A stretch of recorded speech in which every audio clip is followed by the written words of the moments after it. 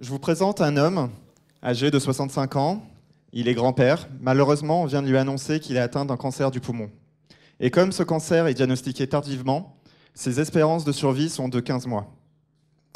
Ce patient est accablé par l'annonce de sa maladie, ainsi que ses proches, qui vont avoir une multitude de questions, mais qui vont rester sans réponse. En effet, parce qu'aujourd'hui, le cancer du poumon, c'est la première cause de mortalité par cancer en France, avec près de 30 000 décès par an, ce qui représente, depuis le début de ce hackathon, 200 décès. Et malgré ça, aujourd'hui, dans le cancer du poumon, il n'existe aucun tissu associatif comparé aux autres cancers. Pourquoi ? On a cherché à comprendre, d'une part, parce que ces patients, du fait de leur espérance de vie trop courte, ils n'arrivent pas à se structurer. Et c'est pourquoi aujourd'hui, on vous présente le projet Raymond, mon réseau poumon, qui est la première structure digitale associative dans le cancer du poumon.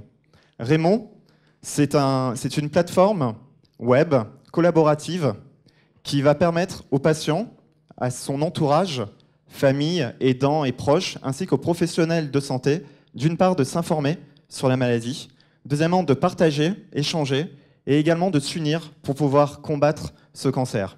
En termes d'information, les patients et son entourage vont pouvoir trouver des informations sur sa maladie, sur son traitement, comment le gérer, également comment gérer son quotidien, sa qualité de vie, et également ses droits.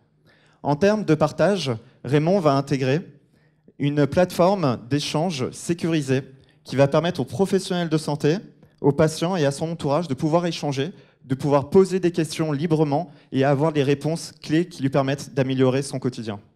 Et ensuite, le troisième point, c'est leur permettre de s'unir à ses patients et son entourage pour pouvoir combattre ce cancer. Comment ? En leur permettant en fait d'initier et de pérenniser des projets au travers d'un module qui va permettre de faire converger l'ensemble aujourd'hui des outils digitaux qui vont leur permettre de créer des projets.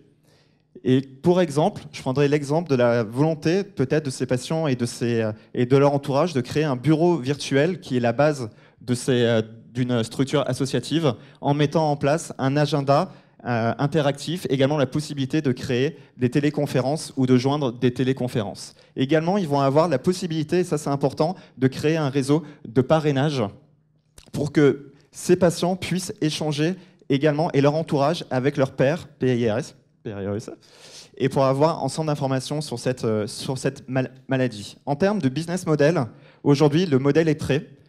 Et également, aujourd'hui, nous avons les partenaires, donc il n'y a plus qu'à y aller pour pouvoir faire pérenniser ce projet. Et ensemble, mobilisons-nous avec Raymond pour faire en sorte que les patients soient acteurs de leur prise en charge.